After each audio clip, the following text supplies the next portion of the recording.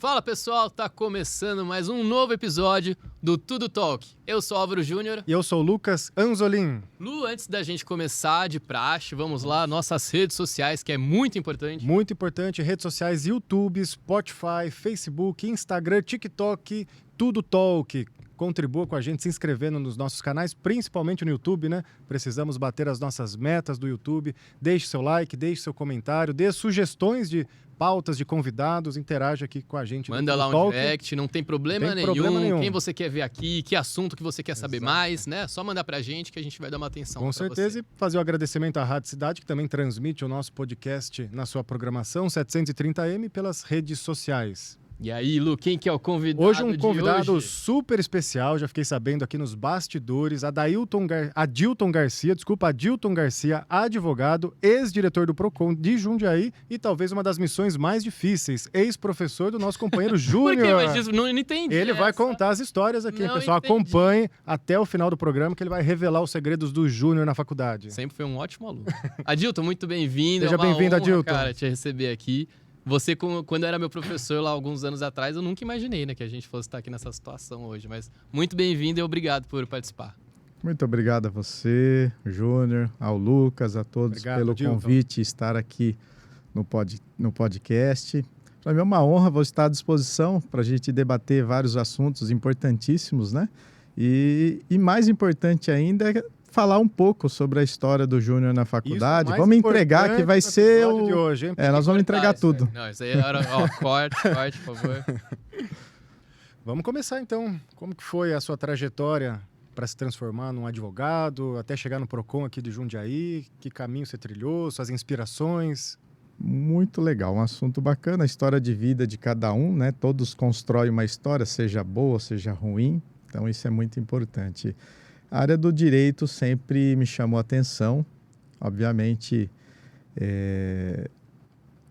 quando você vê algum colega, eu na época, mesmo antes de iniciar os estudos, você via os júris acontecendo, eu visitava o fórum, fazia as visitas lá nos júris, era muito bacana. Depois virei inscrito e em 2001 ingressei na faculdade de Direito, né? E desde então virou paixão.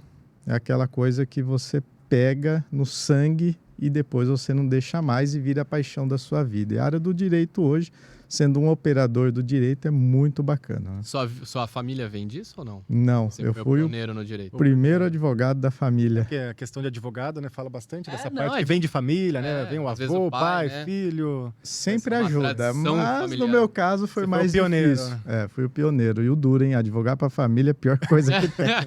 Não façam isso quem estuda. Trabalhar com família em si. Família... Pode falar. Família não é fácil, mas diga, Lucas. Não, eu ia falar dentro do direito, né? Que você falou que se apaixonou pelo direito. Tem alguma área específica que te chama mais atenção ainda ou o direito, de modo geral, te encanta? São fases do direito. Quando você está na faculdade, todo mundo tem uma tendência a dizer que gosta de direito penal. Ele até escolhe temas para fazer monografia. Depois ele começa a ver a realidade, que não é bem assim. Aí ele se depara com as oportunidades da vida. Na minha história, eu tive a oportunidade de estagiar dentro de um sindicato.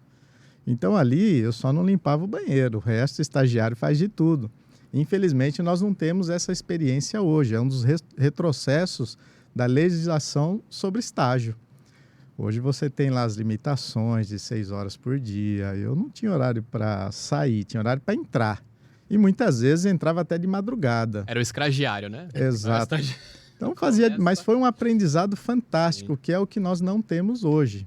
E é lógico, a evolução da sociedade, a evolução da lei, a evolução do próprio sistema, que hoje é tudo eletrônico, não permite que os estudantes, e principalmente aqueles estagiários, tenham contato direto com a situação do dia a dia, que é um aprendizado fantástico. Ali eu fazia homologações, eu atendia o trabalhador. Sindicato de que área? Era de refeições coletivas e cesta de alimento. Então, aquelas empresas terceirizadas para se fazer as refeições diárias ali, nós éramos o representante desses trabalhadores de cesta de alimento, que na época nós tínhamos a CBA, que depois virou Serra Leste, aqui ainda temos em Jundiaí outras empresas do ramo de cesta, Então, nós atendíamos aqueles trabalhadores e eu ficava na linha de frente ali do jurídico. Então, foi uma experiência fantástica, um aprendizado grande, o que possibilitou o quê? Mesmo antes, quando eu falava que gostava do direito penal, eu me deparei com a oportunidade de direito do trabalho e fiz a minha monografia sobre política, fiz o teste, né, o exame da OAB sobre direito do trabalho.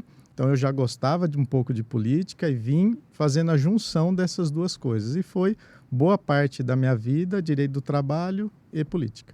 E quando você queria fazer direito desde pequenininho, brilhava o olho alguma coisa? Juiz, advocacia? Tinha alguma coisa que você mirava, assim, ou alguma pessoa que você admirava e falava, eu quero chegar lá? Eu queria ser igual ao meu pai, torneiro mecânico. E fui. Olha, que legal. E fui. Fiz Senai com tornearia, né, sendo ali patrocinado por uma empresa. E fui metalúrgico até 2003. E aí o direito entrou quando na sua vida? Como que surgiu? Não sei te dizer o momento, porque é uma construção, né? Para quem não teve... Para quem vem de família, classe média, baixa, que seja, então você trabalha as oportunidades. E eu fiz isso. Conforme foram surgindo, eu fui abraçando as oportunidades. Eu sou o tipo de pessoa que dificilmente eu perco uma oportunidade. Mesmo que depois não vá dar certo, Sim. você não pode perder, não pode deixar passar as oportunidades da vida. Quando você conseguiu ali ter a profissão do seu pai, como é que foi para você isso? Foi uma realização de um sonho? Foi legal? Foi frustrante? Não, foi bom o momento enquanto durou, né? Trabalhei em grandes empresas como KSB, Gostava do que fazia? Continental Teves, na época Plascar, Krupp, são grandes empresas que eu passei e foi uma experiência boa também. E essa admiração pela profissão do seu pai, foi pela profissão ou pela pessoa do seu pai? Pela Às vezes a gente se pessoa, inspira né? na pessoa, né? É, pela pessoa, né? Todo mundo acho que tem assim, os filhos, quando vê os pais, você quer desenvolver e ser, quando você tem um pai presente, um bom pai, você quer ser igual a ele. E eu fiz esse trabalho até 2003 e depois eu comecei a estagiar nesse sindicato e aí foi desenvolvendo na área do direito até hoje. E a transição daí ocorreu também de forma bem natural. Você já estava fazendo faculdade? Sim, eu estava na época era anual, no Anchieta, né?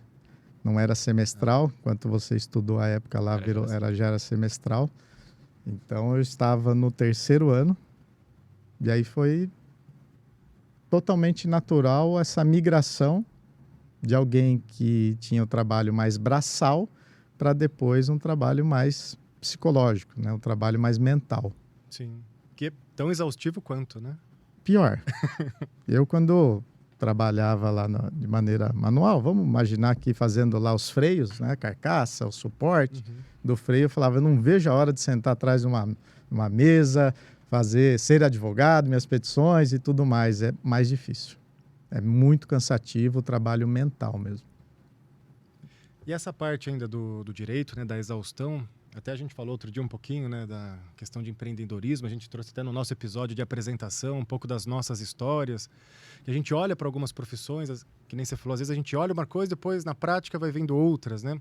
Então, dentro dessa área do direito, quando você se deparou com essa exaustão ou com algumas dificuldades de caso, você lidou bem com isso? Você pensou em voltar a ser torneiro mecânico? Ou você só foi seguindo o fluxo que a vida te levou realmente? Porque até agora, pelo que você fala, as oportunidades surgiram e você foi seguindo e aflorando naturalmente esses desejos, né? Mas teve momentos assim na sua... quando você se deparou, né, com essa parte profissional de advogado, de se frustrar, de ser difícil demais, de querer voltar para trás? Sim, sem dúvida. Até hoje? Ser advogado é uma conquista diária, uma luta diária. Então, quando você... Eu dizia isso para vocês, não sei se você vai lembrar, mas eu dizia que o momento de errar é o momento da faculdade. Depois que se formou, a responsabilidade é outra. Então, quando você é estudante de direito, quando você inicia, você se sente o máximo. Quando você passa para o terceiro, para o quarto ano, você começa a ver que não é bem assim. Aí você vira estagiário. Eu fui lá pegar a carteirinha da OAB, você tem todo um trâmite a carteirinha de estagiário, você começa a sentir o máximo de novo. Quando você se depara com monografia, exame da ordem pela frente, você tem que ir bem nas provas, você não pode ficar com dependência.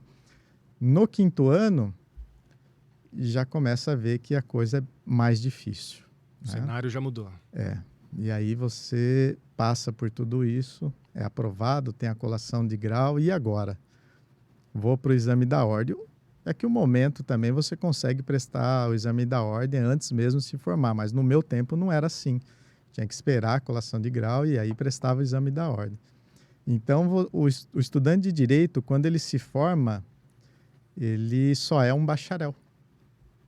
Que nem concurso ele pode prestar.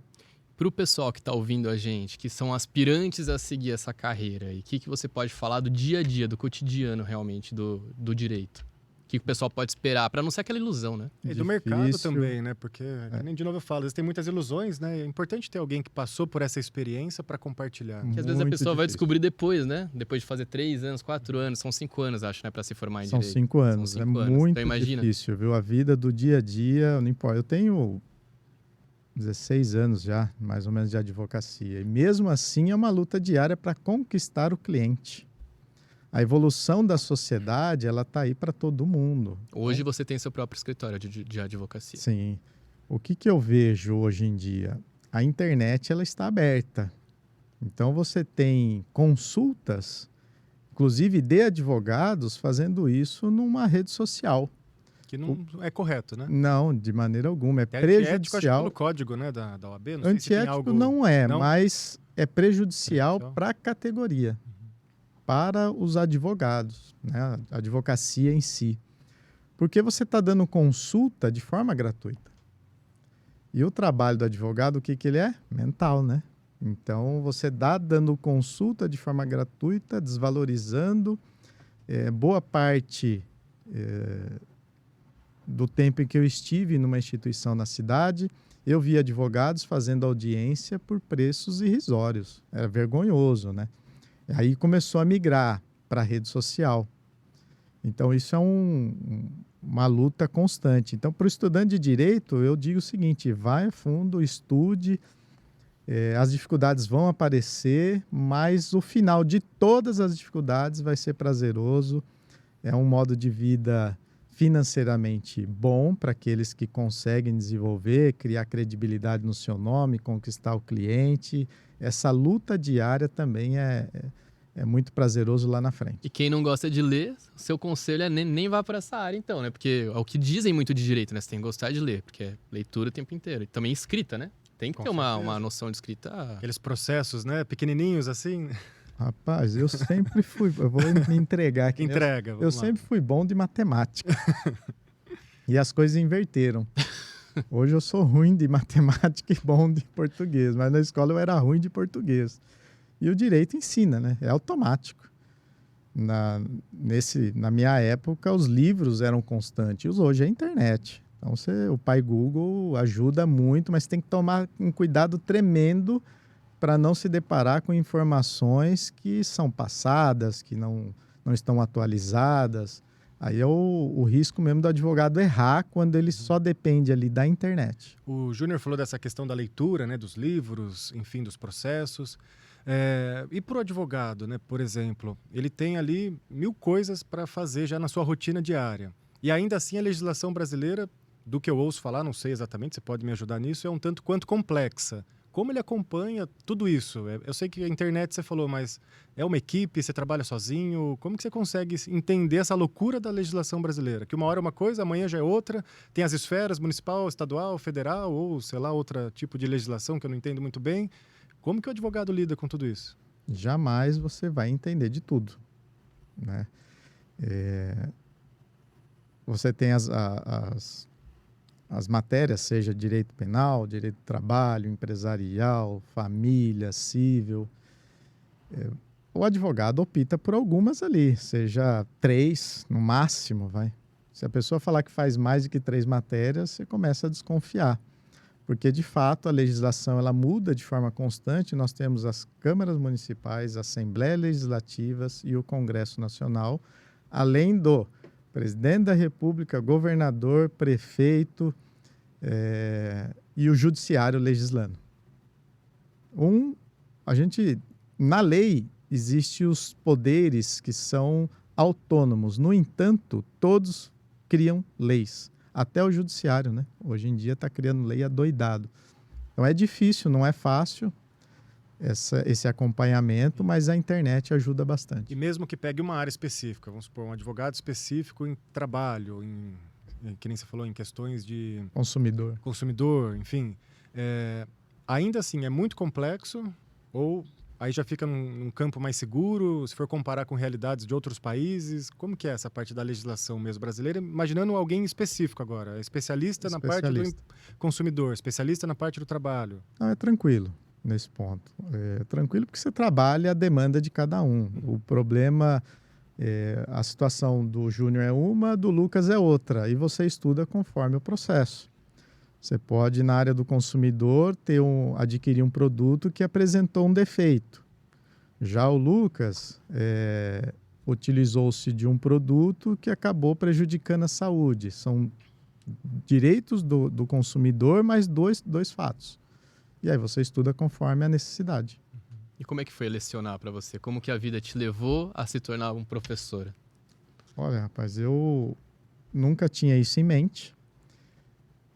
Depois de me tornar advogado, eu fiquei quase 2 anos na advocacia e iniciei a minha especialização em Direito Empresarial pela FGV. E a FGV te dá uma visão totalmente diferente do que tem a faculdade. A FGV, ela te ensina a ser empreendedor. Então, ela não vai te ensinar a ser advogado, né? Em que pese tem as matérias de direito, ela te ensina a ser empreendedor, e foi muito bacana. E antes mesmo de terminar a especialização, eu fui convidado para dar aula no Anchieta. E quando eu cheguei lá, a sua turma, eu não vou me lembrar se já é de 2009, quando eu entrei de imediato. Eu acho que foi, falar, né? Eu acho que foi depois. Deixa no suspense. Acho que a sua turma foi de 2011. Quando eu entrei com 29 anos, com uma maletinha na mão, terno, me deparei com uma sala de 100 alunos, falei, e agora? O que eu faço aqui? Mas foi natural, foi tranquilo, desenvolvi, e depois, passar do tempo, foi muito tranquilo. É uma experiência, por mais que você tenha o conhecimento, bem diferente, né? Porque ter o conhecimento é uma coisa, explanar o conhecimento em sala de aula é outra completamente diferente, né? É você ter didática, saber conversar sobre o assunto. Então, você tem que dominar para você falar mais à vontade, falar com firmeza. Mas o direito, ele é subjetivo. Então, como o direito subjetivo, você tem uma leva de conclusões sobre o mesmo assunto. Eu posso pensar de uma forma, que você pensa de outra, o Júnior de outra, sobre um mesmo assunto. E quem está errado e quem está certo? Todos estão certos e todos estão errados. Essa é a realidade. Então, você pega matérias ali que eu ministrava sobre direito público e privado. E dentro de direito público e privado, você falava de família, falava de direito do trabalho, né? Falava sobre direito constitucional. Para o curso de administração, tem que ser algo bem tranquilo de se passar para eles, para que eles tenham uma noção de direito. E não, eles não vão se tornar advogados. Mas todos os cursos deveriam ter matérias de direito, inclusive iniciando lá no ensino médio, falar sobre direitos constitucionais, por exemplo. Isso é o que as pessoas falam geralmente, né? Eu já ouvi falar em rodas de amigo, todo mundo deveria fazer direito uma vez na vida, porque a gente tem que conhecer os nossos direitos. Você compartilha, então, desse pensamento? Sem dúvida. Os direitos e garantias individuais, que é o mínimo que todo mundo deveria saber desde criança, né? Até porque, vamos falar de direito do consumidor aqui, uma criança é um grande consumidor. Ela chega para o papai, para a mamãe, está pedindo presente, está consumindo um produto, uma bala, seja um doce. Ela pode fazer o consumo desse doce e prejudicar a saúde dela.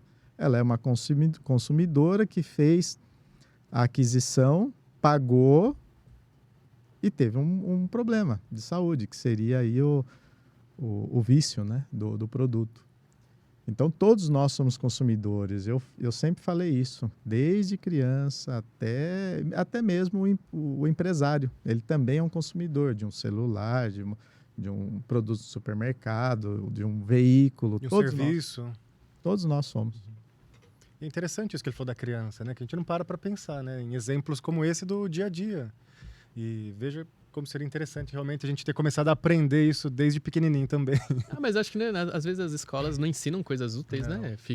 Ensina tanta coisa, mas o ensino básico. Eu falo de novo por mim, e muitas pessoas que eu vejo também às vezes pensam dessa forma, né? Às vezes acontece alguma coisa nesse sentido que você citou, né? De ter um problema com um produto ou um serviço e nós não vamos atrás dos nossos direitos.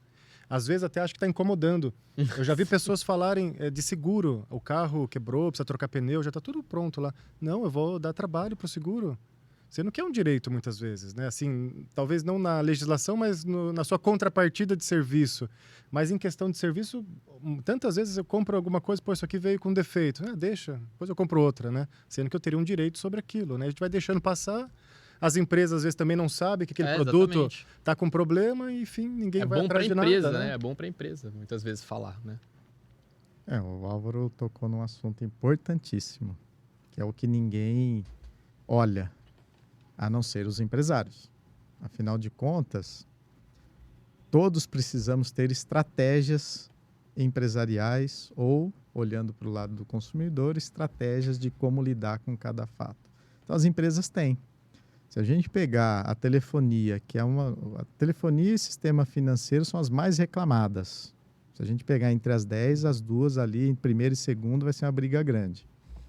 Mas se a telefonia inserir internet no seu celular indevidamente, vamos imaginar que 100 mil pessoas foi incluso essa internet.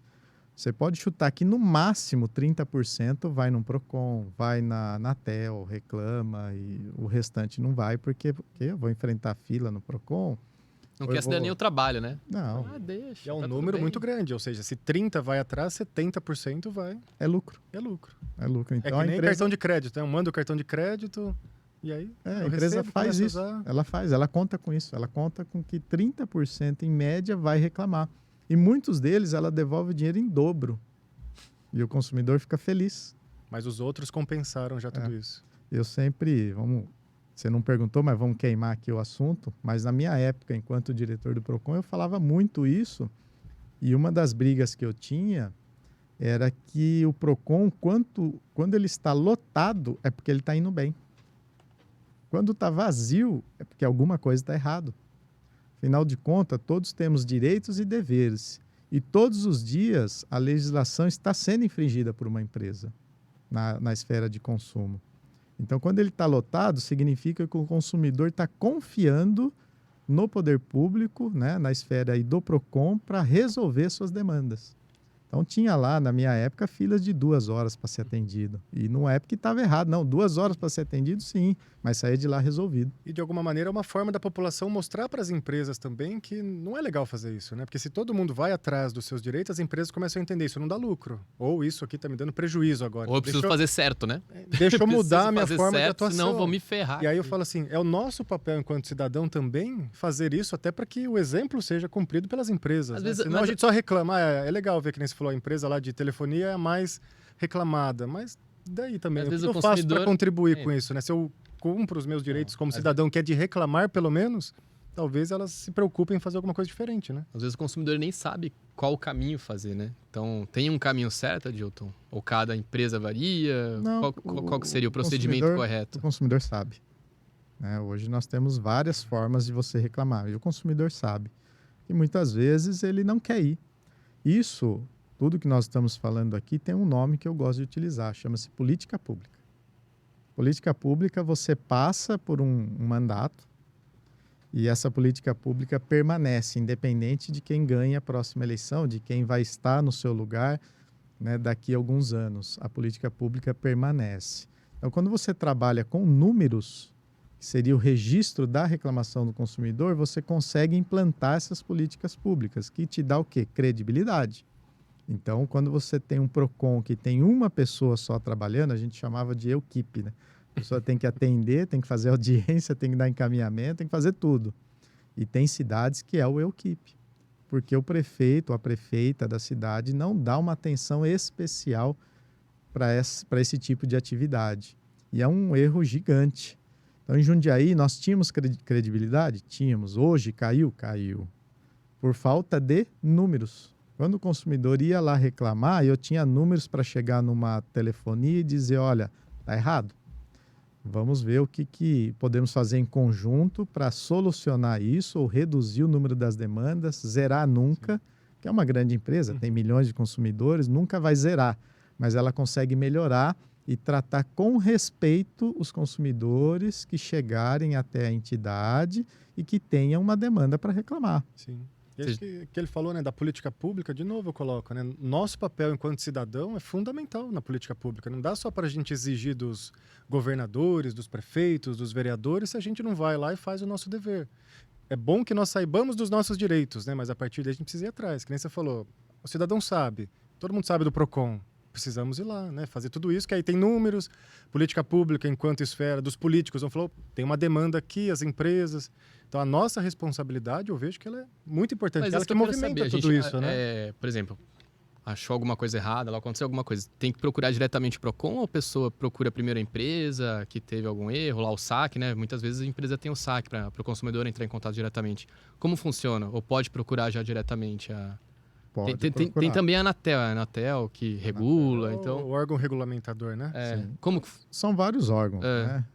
No caso da telefonia, a Anatel, não há necessidade do consumidor procurar a empresa direto, pode ir até o PROCON. No entanto, eu sempre dei essa orientação, procura a empresa primeiro, se ela não solucionar, não te dá contento um encaminhamento, aí você procura o PROCON. Que é algo que está além da empresa, né? Mas se a pessoa quiser procurar direto, não há problema nenhum.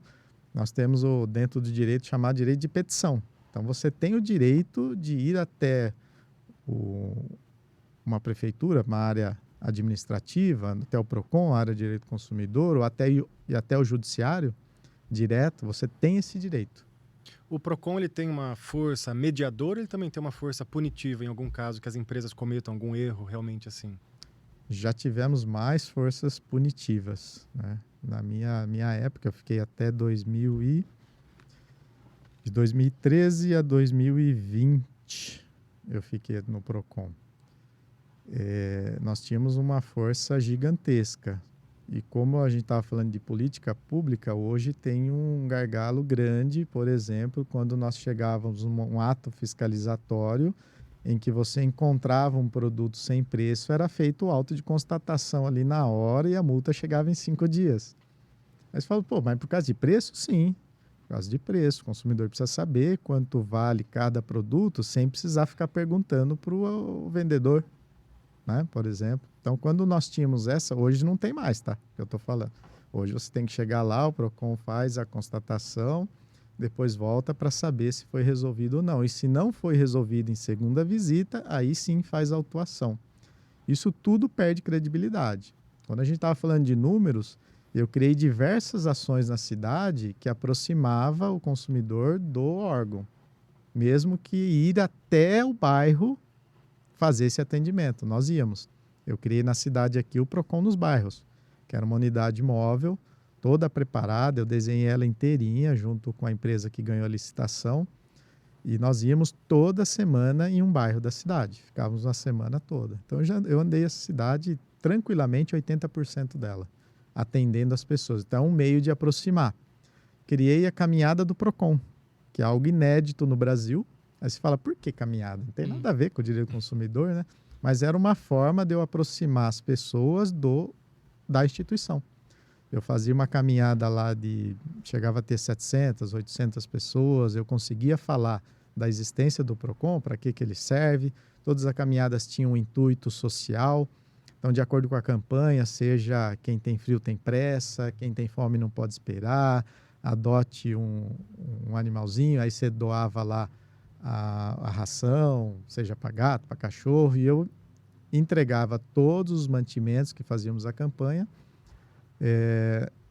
no setor responsável da prefeitura e da assistência social para poder ajudar as pessoas. E, ao mesmo tempo, eu fazia ali o esporte, a aproximação de um com o outro, então ali as pessoas se conheciam e era esperada a caminhada todo ano. Então, enquanto eu estive lá, ela aconteceu, virou lei na cidade em 2016, né? A Câmara Municipal votou, criei lá a Semana do Consumidor. A Semana do Consumidor eu sempre fazia abertura na Anchieta, eu falava na semana com, em média, 4.000 pessoas. Então, eu conseguia levar palestras com grandes personalidades, eu consegui trazer aqui, na época, a secretária nacional do consumidor. Ela nem conhecia, nunca tinha vindo a Jundiaí, né? O PROCON de Jundiaí tinha uma credibilidade grande na fundação em São Paulo e na Secretaria Nacional do Consumidor, porque eu participava diretamente das políticas públicas de todos os níveis. Então, nós tínhamos uma condição e uma credibilidade boa, era muito respeitado mesmo. Tanto que as pessoas das cidades vizinhas queriam ser atendidas pelo PROCON de Jundiaí. Ah, que legal. E todas essas ações, eu falei aqui de algumas, mas foram várias, que trazia essa credibilidade para a entidade. Aí se tornava política pública. Tem algum caso, assim, para contar pra gente, para dividir? Que você deve ter vivido muitas coisas, né? Desde coisas pequenas a coisas grandes. Teve alguns casos que te marcaram? Todas foram importantes. Eu vou citar duas. Não precisa citar nome de empresa, nada, para não complicar. Não, mas tornou público. Ah, Ali então, eu fazia tornar tudo público. Então não tem problema. Você fala aqui. Fazia tornar tudo público. Mas teve duas situações que eu posso contar aqui. Uma foi um senhor que teve o saque de dinheiro da sua conta bancária em um bairro da cidade e em São Paulo, com horários próximos. É evidente que foi uma fraude que a pessoa conseguiu sacar, não se sabe explicar como, se ela perdeu a senha, porque foi por meio de senha, alguma forma que conseguiram ter acesso à senha da pessoa. E a instituição financeira, na época, se negou a ressarcir. E nós fizemos todo o encaminhamento, todo o contato junto aos representantes dos bancos, e eu tinha muitos contatos acima mesmo do gerente, para que quando nós ligávamos, enquanto o PROCON Jundiaí ligava, era porque era para resolver. Né? Então esse foi um fato bacana que marcou, que acabei depois, a pessoa, você vê o agradecimento, levar um queijo para mim. Ai, que legal. Né? Isso não tem preço. Uhum. Né? A pessoa, na sua total humildade, quis ali agraciar por ter resolvido, porque aquele dinheiro era fundamental para o dia a dia de uma família humilde, e nós conseguimos fazer esse ressarcimento, esse contato junto ao banco e pagar. Então, esse é um caso, em tese, pequeno, mas de grande relevância. E um caso grande agora. Os apartamentos que são próximos ali ao aeroporto de Jundiaí, se eu não me engano, não é Quinta da Boa Vista ali, é outro nome, é Quarto Centenário. Recanto Quarto Centenário. Recanto Quarto Centenário. Ali são 1.830 apartamentos que estavam 2 anos marcou atrasados. recentemente a história, né, de Jundiaí. Isso foi famoso. Foi famoso. O que eu fiz na época? São 2 anos de atraso, o contrato eu identifiquei na minha interpretação ali enquanto órgão que tinham cláusulas abusivas. Então eu chamei a empresa veio até o PROCON 2 vezes. Nas 2 vezes nós chegamos a um acordo que deveria ser entregue 70% da obra em determinado prazo e mais alguns dias, se eu não me engano era 30, o restante. E assim eles descumpriram. Então nós tivemos que fazer a autuação dela em R$1.300.000. Eles foram banidos, né, na época de construir em Jundiaí. Banidos período, não, assim, mas... podia, num período X, construir novos empreendimentos? Não teve. Mas enquanto eu estava no PROCON, não teve mais obra nenhuma em Jundiaí. Depois que eu saí, agora... Voltaram já? Algo assim, que eles ficaram um bom período sem construir obra em Jundiaí. Ficaram. Não foi por punição, então, foi por outros motivos. Não sei te explicar o porquê, mas enquanto eu estive lá, eles não tinham mais obras em Jundiaí. E agora voltaram, tem obras aí pela cidade. Mas eu autuei e notifiquei a Caixa Econômica Federal, que a Caixa Econômica é intermediadora. Uhum. Então, ali envolvia Minha Casa Minha Vida. Eu acabei dando entrevista para 2 grandes sites e depois que você dá a entrevista para site, esquece, você não segura mais. Eu lembro que repercutiu bastante, né, na época, tudo isso, né? Os jornais do país inteiro deram a notícia, né? Então, isso foi um caso grande. É uma empresa muito grande, né? Então... repercute muito. E como envolveu Minha Casa Minha Vida... Governo, né? Acabou que foi parar lá em Brasília a situação. E eu fiz questão de mandar a notificação para Brasília, não aqui na cidade, para que realmente as autoridades competentes tivessem acesso e poder solucionar para as pessoas. E assim foi. Nós fizemos atendimento tranquilamente de mais de 800 pessoas aqui no PROCON, todos os encaminhamentos para o judiciário, que eu tenho certeza que grande maioria teve sucesso no judiciário, estão morando lá né? Muitos até hoje, outros venderam, mas tiveram a obra entregue e nós conseguimos um fato fantástico, que é alterar as cláusulas do contrato da empresa em nível nacional. Isso são coisas que as pessoas não sabem, né? As pessoas seriam importantíssimas que elas tivessem acesso, porque não é só o trabalho de entregar a obra, é o trabalho que a empresa não cometa mais os mesmos erros. E interessante que foi a nível nacional, né? A nível Conseguiu uma modificação na estrutura da empresa como um todo. Como eu participava de todas as reuniões a nível nacional, eu tinha proximidade com o presidente do Ministério Público do Consumidor, que era o MPCOM, né, a nível nacional, doutor Amauri, lá de Belo Horizonte. E essa empresa é de onde? De Belo Horizonte. Belo Horizonte, né? Então conciliou toda a época Muito forte, inclusive, né? do trabalho. Pesquisar depois que eu tô curioso. Pode Depois você falar. me conta, depois Pode- você me faz a fofoca. Pode falar o estádio de futebol, não? Pode Estádio do falar. Atlético Mineiro, né? Eles têm uma boa contribuição na construção lá. Então, Ficou mais fácil agora. aí o que o Ministério Público fez? Mediante este problema, tiveram contatos com outros pelo país e que resultou na modificação de 2 cláusulas no Olha contrato. só. Então, mal sabe aqui, E pode falar em que sentido foram essas mudanças na cláusula para o ganho do consumidor? a entrega da obra, existiam 2 datas de entrega. Então, você tinha lá, Ah, na época era um pouco questionável Caramba, o prazo de 180 dias de prorrogação. Hoje não é mais, o judiciário já está pacificado sobre o assunto em aceitar esses 180 dias de prorrogação. Eu, particularmente, sou contra, mas já está pacificado no judiciário. Mas na época nós conseguimos alterar e essas datas que eles colocavam 2. Então, ele colocava uma data de entrega, depois mais outra data de entrega e mais 180 dias. Ou seja, o consumidor Prazo. não tinha a exatidão de entrega do imóvel.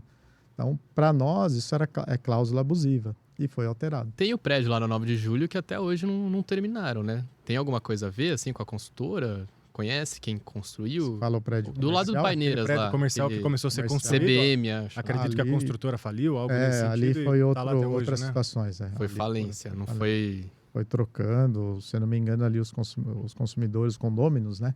eles estão assumiram- erguendo agora, né? Eles estão assumiram. erguendo, mas eu achei que tinha sido golpe lá, proposital. Ali começou com uma empresa, inclusive, da cidade, acho que depois acabou falindo. Entendi. E são anos e anos, né? Você já chegou a sofrer alguma ameaça por alguma empresa? Ou tentar alguma empresa te contatar para tentar dar um jeitinho, né? Porque isso é normal no Brasil, né? Eu sempre tive uma postura muito séria. Então Eu nem te sempre- procuravam para isso. Não. Nunca tive nenhuma situação. Mas nada de ameaça também, não chegou nunca a esse ponto. Depois dos fatos, eu tive, sim, algumas tentativas de frente à minha casa. Eu tive que mudar de casa. Né? Porque imagina, você lida com peixe grande, né? Eu tive que mudar de casa. Foi uma situação bem inusitada, porque nunca passei na minha vida por isso. E depois eu tive algumas situações e tive que mudar. Mas são coisas que faz parte do cargo, né? Se você assume a responsabilidade, eu que sempre gostei de política, e quando eu assumi a responsabilidade de estar à frente do órgão, eu entrei para trabalhar. Então não dá para ficar você olhando o consumidor de uma forma e a empresa de outra. E muitos empresários me respeitavam demais, porque eu sempre tratei com seriedade. Então, se o consumidor também estivesse errado, eu dizia para ele que ele estava errado. E isso as empresas gostavam. Porque mostra o seu trabalho realmente de forma séria, né? Então, Exato. que é justo para os dois lados, né? Exato. Eu tive, inclusive, informações que depois que eu saí do PROCON, empresários pediram para eu voltar. Não só os consumidores, mas os empresários também, porque eu sempre lidei a situação com seriedade. Se é direito da empresa, ok. Se é direito do consumidor, nós vamos atrás. Então, eu costumava dizer, e lá na faculdade eu dizia bastante isso, nós temos direitos e deveres. Nós temos que aprender quais são os nossos direitos e quais são os nossos deveres. Agora vamos ver, você aprendeu isso na faculdade lá, Júnior? Claro, com um professor desse, como que eu não ia aprender? Não pegou dependente? Daqui a pouco, Não, jamais. daqui a pouco ele vai entregar aqui, hein? Você pensa, Adilton, em seguir mais forte na vida pública? Talvez tentar algum cargo, alguma coisa? Carreira política mesmo, né? Eu sempre gostei de política, sempre... Política é muito importante, né? Também é outra matéria que devia ter nas escolas é a política, né? Para as pessoas entenderem realmente, né? As pessoas não têm noção de que todas as decisões públicas envolvem ela. seja por uma alteração de alíquota de um ICMS, de um IPTU que vai diretamente no seu imóvel, né, de um ITBI, ITCMD, tudo envolve diretamente uma decisão a nível de Ministério do Trabalho, que vai interferir diretamente se nós vamos aumentar o número de desempregados ou diminuir. Então, tudo envolve diretamente as pessoas e ela não tem noção de que os nossos representantes é quem tomam essas decisões. Ou seja, para você votar, pergunta em quem que você, para alguém, quem que votou na eleição passada para deputado, para senador, para governador, para presidente. Eu te garanto que poucas pessoas vão responder em quem votou. Que as pessoas têm a ideia muito firme do presidente, né? É isso que Mas eu ia às vezes falar, nem sabe a composição, a estrutura, Se que é presta quem mais- realmente manda, né, no país. Se presta Faz mais acontecer. atenção no cargo executivo, esquece do cargo executivo, do cargo legislativo. legislativo, né? Nós estamos diante, neste momento, de uma eleição para o Senado, né? Para o Congresso, né? Uma eleição para o Senado. Ali são pautadas as ações do país. Afinal de contas, o presidente tem a chave do cofre, mas quem abre o cofre... Não, desculpa, eu ia falando errado. O presidente é quem implanta as ações, mas quem abre o cofre é o Congresso. Então, o Congresso que vai dizer qual é o orçamento, que vai votar o orçamento para o ano. Literalmente, o executivo, ele executa, né? Então, passa pelo legislativo, Exatamente né? isso. Para onde você vai destinar o recurso. Execução e legislação, legislativo. Então, executivo e legislativo. Os dois têm que trabalhar em conjunto, mas quem abre o cofre é o legislativo. E quem executa é o presidente da República, o governador, o prefeito. E é algo que se confunde muito, né? O Júnior tocou nesse assunto, mas se briga pelo executivo, se torce pelo executivo, né? Por pessoas, por política, e esquece de algo tão importante. Às vezes, até quando o cidadão vai votar, ele pensa numa ideologia política no executivo e vota no legislativo completamente ao contrário. Às vezes não combina com nada, não sei, ou ele vota porque é conhecido ou porque alguém falou e esquece de todas Geralmente essas é porque alguém atribuições, falou, né? Ah, vota nesse É aqui porque eu complexo, conheço, né?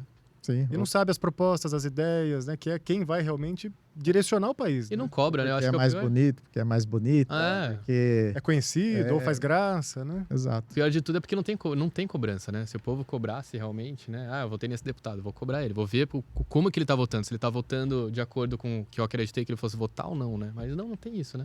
O brasileiro falta um pouco isso. E o Congresso, ele tem ali as bancadas, então não é nem o deputado quem decide aquilo que ele quer, que ele acredita ser o correto. Quem define é a bancada, é o líder da bancada. Então, se E a gente bancada pegar vai além da sigla, né? Porque a bancada se constitui pelas coligações. Muitas vezes em grupos. Por grupos, E né? aí a bancada decide que vai votar a favor de determinado projeto. Todos acompanham, E se não acompanha, eles são punidos pelo partido, estão né? unidos. Então, olha a importância de você saber escolher o seu representante, seja nível nacional, estadual e municipal. O próprio municipal, se a gente pegar de exemplo, aqui em Jundiaí são 19 vereadores. Seria, em tese, mais fácil de lidar, são só 19, mas também é muito difícil. Você tem que ser muito articulado para apresentar um projeto e colocar ele em pauta e ser aprovado. É o fazer política, né? É o que fala, Sim. politicagem é isso, né? Fazer os emaranhamentos, né? Do que o Júnior falou, né? Desse seu gosto político. Você tem interesse em entrar em carreira política nesse sentido, de se candidatar? Eu já fui candidato algumas vezes, já passei por essa experiência. Hoje eu não sei mais. Nós estamos diante de um ano e alguns meses para Ano que vem já vai ter eleição de a novo, eleição né? municipal. Eu participei nas 3 últimas Uhum. aí. Não posso reclamar, fui bem votado, com exceção dessa última, porque eu estava doente e não consegui fazer campanha. E isso é uma situação, por mais que você tenha credibilidade, você tem que saber fazer a informação chegar na pessoa. E aí a campanha de vereador é a mais difícil do país, porque você tem 450 candidatos. Aí você vai bater numa casa que, não, o meu candidato é o meu vizinho, o meu candidato é meu Ah, parente. é muito o meu- difícil, imagina? Você conquistar um voto é dificílimo. Sim. Além daquele que quer que você vá num determinado lugar e, E paga você já é conhecido, né, Gil? Você foi ex-chefe do Procon, né? As pessoas devem te conhecer, né? É muito antes mesmo de ser chefe do Procon, eu tenho ações pela cidade fantásticas. Eu vou dar um exemplo aqui muito bom, Bom Prato. Restaurante popular Bom Prato. Eu sou uma das pessoas que trouxe para a cidade. À época, eu que fiz E toda... até hoje é um sucesso, É né? um E sucesso. o valor social dele, muita gente não reconhece, Na pandemia, principalmente, né, os horários que foi aberto para atender a população, e desde sempre, né, faz filas quilométricas lá na frente, numa comida que é muito bem servida, com toda a estrutura de nutricionista, cozinheiro, enfim, chefe de cozinha, né? Às vezes as pessoas não dão o devido valor para o bom prato, mas é excelente o serviço que é prestado, né? E eu não sabia que tinha vindo através também de você, né? Ali tem um carinho muito especial. Na época, servíamos 1.320 refeições por dia. Hoje, com certeza, deve estar ultrapassando 1.700 por dia. Com certeza, muito mais, até porque aumentou, né? Sim. Hoje nós temos uma unidade que leva a Marmitex até Várzea Paulista, mas sai daqui de Jundiaí.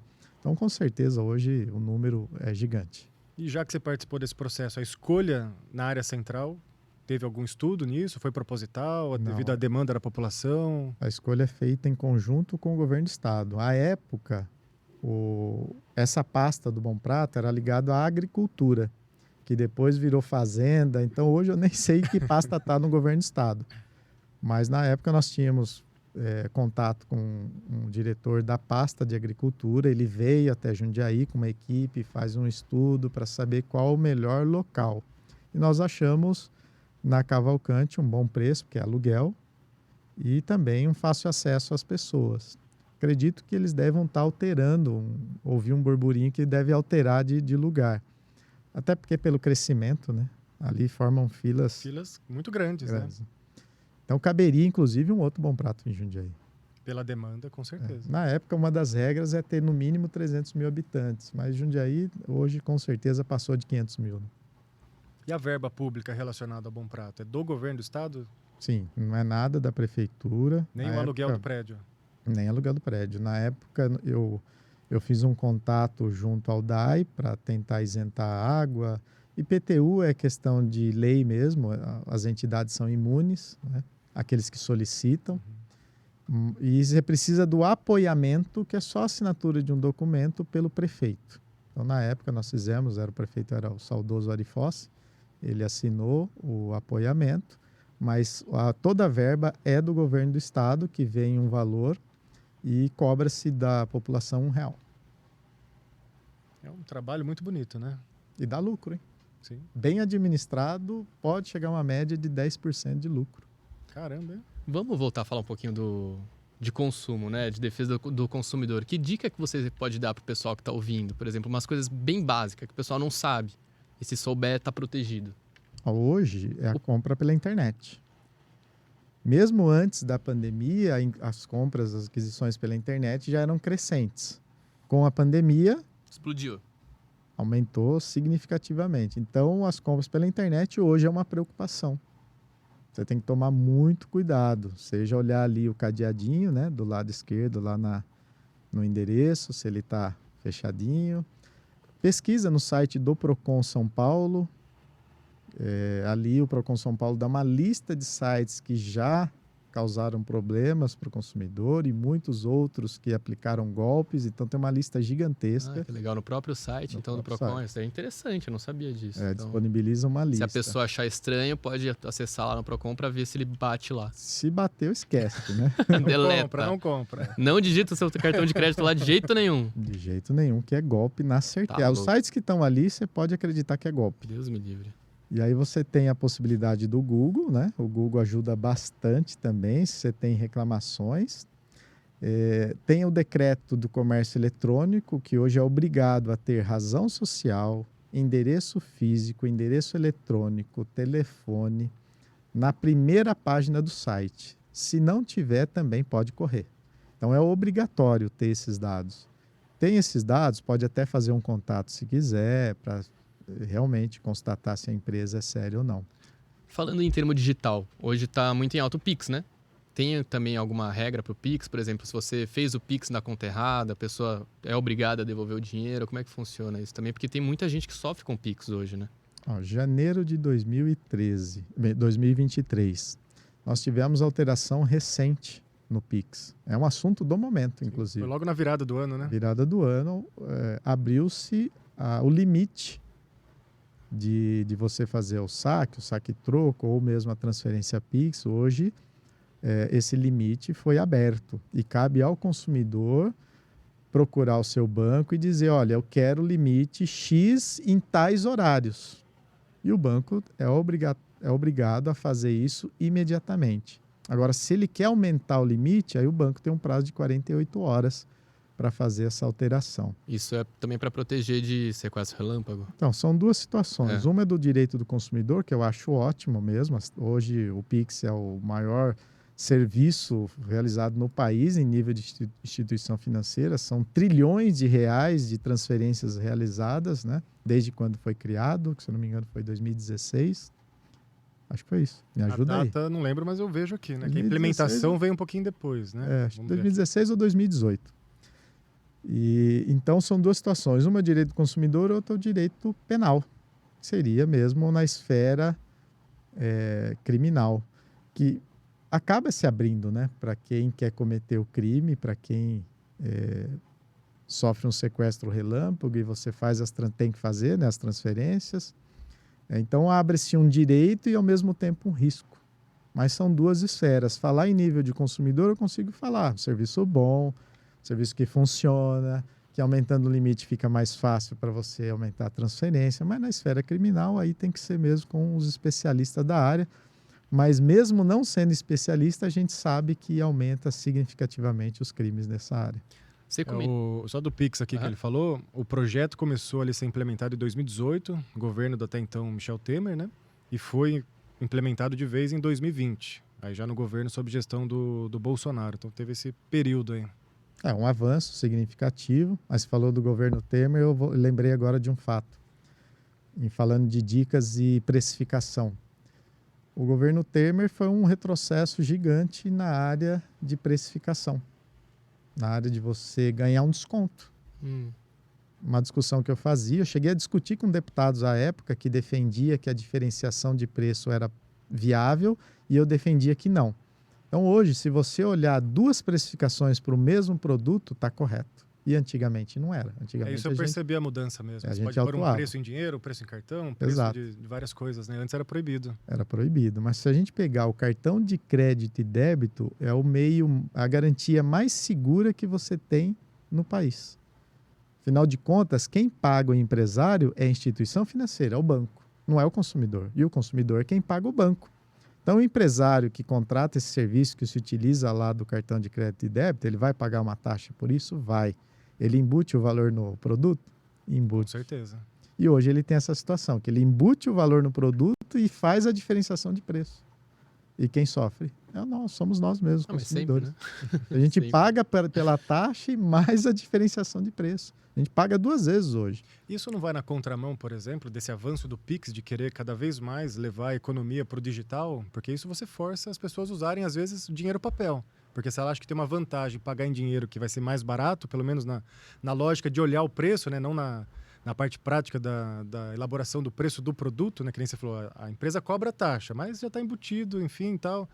Mas isso não força as pessoas a quererem usar mais o dinheiro moeda, papel? Força, porque ela quer e vai o na desconto, contramão do Pix, né? Ela quer o desconto. No entanto, hoje, assim, as pessoas estão usando cartão de crédito e débito, independente disso. As pessoas se utilizam. O que se criou foi um direito para os fornecedores, para as empresas. E penalizou o consumidor com essa alteração. Porque o pagamento em dinheiro ou cartão, ele é à vista.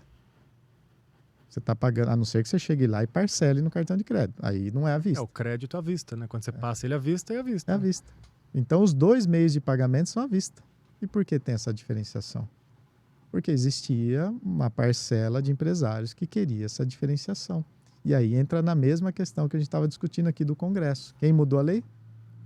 O Congresso. Então, esse foi um retrocesso na época do governo Michel Temer. Queria puxar para o site que você falou, que você pode ver no Procon, né? A lista de sites, mas tem também o Reclame Aqui. O Reclame Aqui é confiável?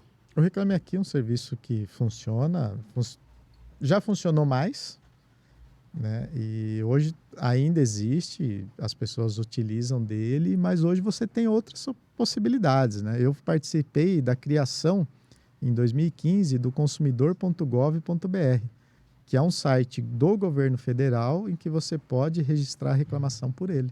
A diferença é que as empresas têm que se cadastrar nesse site. Fizemos grandes campanhas, Fiz parceria com o Tribunal de Justiça, foram 5 PROCONs que ajudaram a construir o pacto com o Tribunal de Justiça, eu era um deles, era Jundiaí, Campinas, Campinas, São José dos Campos, Barretos e Sorocaba. Então, construímos o pacto com o Tribunal de Justiça para que cada fórum tinha lá a divulgação do consumidor.gov. Hoje está muito pacificado isso, as pessoas se utilizam do consumidor.gov e não vai no Reclame Aqui. Uhum. E o livro é aquela defesa do consumidor, básico? É o código. É o código de defesa. Lá você consegue achar todas as... Que é obrigatório estar presente em todos os estabelecimentos comerciais. Exato. Né? Isso eu sei, hein? Já pedi já. Já fiz autuações para isso. Isso eu já pedi numa loja uma vez e foi muito útil. Eu defendia que precisava existir e hoje eu defendo ao contrário, que não precisa existir mais.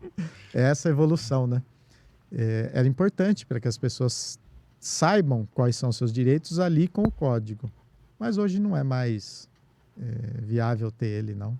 Hoje a internet te dá tudo isso e é um problema que cria para o empresário ter que ficar colocando o código ali, vem um ou outro, pega e leva embora, substituir. Também hoje a tecnologia evoluiu bastante, né? Hoje todo mundo tem um celular na mão, consegue acessar, né? O próprio lojista, o consumidor, né? Até um tempo atrás o livrinho físico ali talvez fosse mais significativo, né? O código é de 1990, né? Então, ele foi importantíssimo, essa lei, para que as pessoas tivessem acesso. Hoje não é mais. Hoje, como você disse, pega o celular na hora, já acessa. Dá um Google e já era, né? E pronto. E mesmo que apesar que o código ele é bem didático, você consegue, mesmo o leigo, né? Consegue ler e entender. Mas dentro do próprio código, você tem a legislação e a interpretação sobre a lei. Então, tem muita doutrina, tem as leis esparsas, não é só o código. E você falou que passou um período no PROCON de quantos anos mesmo? Foram 7 anos. 7 anos. E aí você saiu do PROCON, foi sua vontade, é legislação, como funciona isso? O cargo ele é de confiança do prefeito. Ok. Então, quem indica é o prefeito. Ele, dessa vez, não quis que eu continuasse, mas eu passei pela gestão, na época, do prefeito Pedro Bigardi, depois pelo Luiz Fernando, até peguei uma fase nessa alteração, eu fiquei 1 ano como ouvidor geral, 1 ano e meio deu, e depois voltei para o PROCON de novo. Então, quem indica é o prefeito. Então, é um cargo... É atribuição exclusiva do prefeito. Do prefeito. Muito bem, que papo gostoso, né, Foi ótimo. Espero que o pessoal tenha aprendido também assim como eu, né? Aprendi bastante. Aprendeu na faculdade com ele, agora aprendeu no podcast. Tá vendo, gente, que maravilha? Excelente professor aqui hoje. Isso é muito legal. Você vê a história. Na época, eu vou me entregar mais uma vez aqui. Eu gosto de me entregar. Eu peguei dependência no 3º ano da faculdade, de Direito Civil. E era um professor que ninguém gostava. E eu não gosto dele até hoje. Não posso falar o nome. Ele é desembargador. Aí complica. Melhor deixar em off. Mas na época ele deixava muita gente de DP. E eu fui um deles. Às vezes é prazer do professor, né? Deixar todo mundo. Compete, né? Mas foi a melhor dependência que eu tive. Porque quando eu fui fazer a dependência, eu fiz com o professor saudoso Dr. Cláudio Levada, que faleceu o ano passado. Um excelente professor, uma pessoa de um nível de conhecimento fantástico, era um grande desembargador e eu tive direito do consumidor com ele. Então, os fluxos da vida, né? Levando ele para o direito do consumidor. Mas é isso, né? Deixa a vida me levar, né? A vida vai levando e não se preocupe. E agora é a hora daquela revelação, hein? Tá quase acabando o nosso tempo. E o Júnior, foi um bom aluno ou não foi um bom aluno? Foi um bom aluno. Foi. E olha que quem tem a visão, né, de ser professor, professor e aluno, né? Aluno ele tem uma visão de olhar ali para o professor e o professor tem a visão mais ampla. E acredite no que eu vou falar, o professor sabe quem é quem. Então, sabe aquele aluno que gosta de conversar, sabe que aquele aluno que gosta de participar, sabe o aluno que é mais faltoso, sabe aquele aluno que ele não presta tanta atenção na aula, mas ele é um grande estudioso e vai bem nas provas. Então, o professor sabe, e a gente sabe quem são os bons e os alunos que querem um pouquinho de bagunça. E o Júnior sempre foi um bom aluno. Que bom, né, Júnior? Gente, olha que bom. Vou sair feliz daqui. Querido, obrigado pela presença mais uma vez. Mesmo. Foi uma honra, foi um prazer te entrevistar. Aula, né? Foi ótimo, foi incrível. Eu que agradeço a vocês pelo convite Fico à disposição para quando quiser falar sobre os temas. Quer deixar seus relacionados contatos, aí. redes sociais ou do seu escritório? Posso. A rede social é o meio que hoje as pessoas se utilizam e eu respondo muitas perguntas por lá. É o cartão de visita, É. né? Rede social virou cartão de visita. Pode me procurar como Adilton Garcia, seja no Instagram ou Facebook, é meu próprio nome, e eu vou estar à disposição. Combinado. Então acompanhem ele lá, Adilton Garcia, Instagram e Facebook. E Facebook. Lu, nossas redes sociais. YouTube, Facebook, TikTok, Spotify, tudo Talk. Se inscrevam no canal, deixe seu comentário, sua pergunta, suas sugestões, ajude o canal a crescer, compartilhe o nosso vídeo, que assim mais pessoas vão ter acesso a essa aula hoje que o Adilton deu para nós aqui. E é isso aí, gente. Beijo. Até o Beijo. próximo episódio.